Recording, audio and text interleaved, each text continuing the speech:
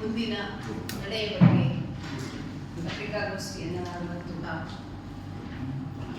ನಮ್ಮ ಸಂಚಾಲಕರಾದಂತಹ ಶ್ರೀಯುತ ಅಮೃತ್ ಶೆಣೈ ಅವರ ಉಪಸ್ಥಿತಿಯನ್ನು ನಾವು ಇಲ್ಲಿ ತೋರಿಸಿಕೊಂಡಿದ್ದೇವೆ. ಅನ್ಸರ್ ಅಹಮದ್ ಅವರನ್ನು ಕೂಡ ತೋರಿಸಿಕೊಂಡಿದ್ದೇವೆ.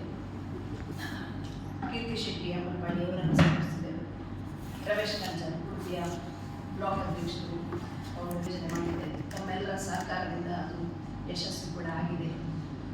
ಆದರೆ ಅನೇಕ ಬಾರಿ ಅವರು ಕಳೆದುಕೊಂಡಿದ್ದಾರೆ. ಇದರ ಬಗ್ಗೆ ಶ್ರೀಯುತ ಅಮೃತ್ ಪತ್ರಿಕಾಗೋಷ್ಠಿ ಕರೆದ ಉದ್ದೇಶ ಏನು ಅಂದ್ರೆ 8 ವರ್ಷದಿಂದ 100 ದಿನದಲ್ಲಿ ಮಾಡಬಹುದಾದ ಸೇತುವೆ ಕಾಮಗಾರಿಯನ್ನು 8 ವರ್ಷದಿಂದ ಮಾಡದೆ ನೂರಾರು ಜನರಿಗೆ ಅಪಘಾತ, ಸಾವು, ಆಸ್ಪತ್ರೆ ಹೋಗುವವರಿಗೆ, ಕೆಲಸಕ್ಕೆ ಹೋಗುವವರಿಗೆ, ಕಾಲೇಜಿಗೆ ಹೋಗುವವರಿಗೆ ಆದಂಥ ಅವ್ಯವಸ್ಥೆ ಸಮಸ್ಯೆಗಳಿಗೆ ಸ್ಪಂದಿಸಿ ನಾವು ರಾಜಕೀಯ ರಹಿತವಾಗಿ, ಅಫ್ಕೋರ್ಸ್ ನಾವು ಸ್ವಲ್ಪ ಒಂದು ಪಕ್ಷದವರು ಜಾಸ್ತಿ ತೋರ್ಬೋದು, ಆದರೆ ನಮ್ಮ ದೊಡ್ಡ ಸಮಿತಿಯಲ್ಲಿ ನಾವು ಕಾರ್ಯಕ್ರಮಕ್ಕೆ ಬಂದಾಗ ಶಾಲಾ ವಿದ್ಯಾರ್ಥಿಗಳು, ಕಾಲೇಜ್ ವಿದ್ಯಾರ್ಥಿಗಳು, ಉದ್ಯಮಿಗಳು ಬಹುತೇಕ ಜನ ರಾಜಕೀಯ ರಹಿತವಾಗಿ ನಮ್ಮ ಕಾರ್ಯಕ್ರಮದಲ್ಲಿ ಭಾಗವಹಿಸಿದ್ರು. ನಾವು ಪ್ರಾಮಾಣಿಕವಾಗಿ ಯಾವುದೇ ಒಂದು ರಾಜಕೀಯ ಪಕ್ಷದ ಪ್ರಮೋಷನ್ಗೆ ಇದನ್ನು ಮಾಡ್ತಾ ಇಲ್ಲ. ಕಳೆದ 10 ವರ್ಷದಿಂದ ಇದ್ದಂತಹ ಶೋಭಾ ಕರಂದ್ಲಾಜೆ ಅವರು, ಈಗ 1.5 ವರ್ಷದಿಂದ ಶ್ರೀನಿವಾಸ ಪೂಜಾರಿ ಅವರು ಉಡುಪಿಯ ಜನರಿಗೆ ಆಡು ಭಾಷೆಯಲ್ಲಿ ಹೇಳೋದಾದ್ರೆ ಕಿವಿ ಮೇಲೆ ದಾಸವಾಳ ಇಟ್ಟಿದೆ ಕೆಲಸ. ಆಯ್ತು, ನೀವು ಡೀಲೆ ಮಾಡಿ ಇನ್ನೊಂದು 5 ವರ್ಷ, ಆದ್ರೆ ಯಾಕೆ ಅಂತ ಆದ್ರೂ ಹೇಳಿ, ಕಾರಣ ಹೇಳಿ, ಯಾಕೆ ಅದನ್ನು ಮುಗಿಸ್ಲಿಕ್ಕೆ ನಿಮಗೆ ಸಮಸ್ಯೆ? ಪಾರದರ್ಶಕವಾಗಿ ಹೇಳಿ, ಏನು ಗೊಂದಲಾಗಿದೆ?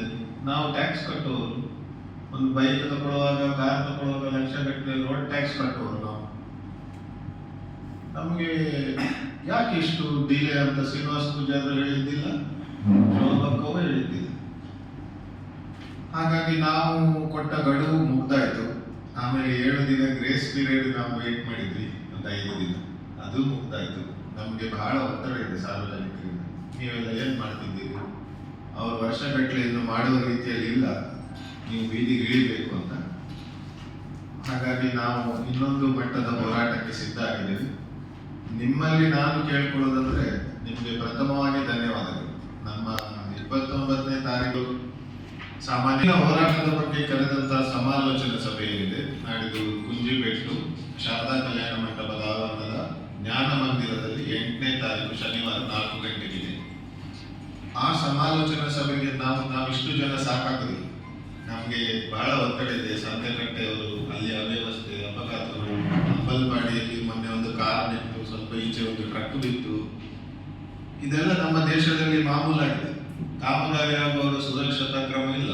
ಕಾರ್ಮಿಕರು ಸಾಯ್ತಾರೆ, ಸಾರ್ವಜನಿಕರು ಸಾಯ್ತಾರೆ, ಕೇಳುವವರು ಇಲ್ಲ.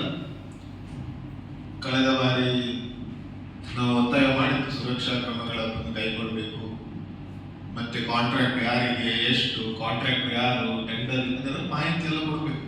ಆದರೆ ಇಲ್ಲಿ ಕೇಳೋರಿದ್ದಾಗಿದೆ. ಹಾಗಾಗಿ ಸಂತೆಕಟ್ಟೆಯಲ್ಲಿ ನಾನು ಕಣ್ಣಾರೆ ನೋಡಿದ್ದೇನೆ, ನಾನೇ ಮತ್ತೆ ಪೊಲೀಸರಿಗೆ ಹೇಳಿದೆ.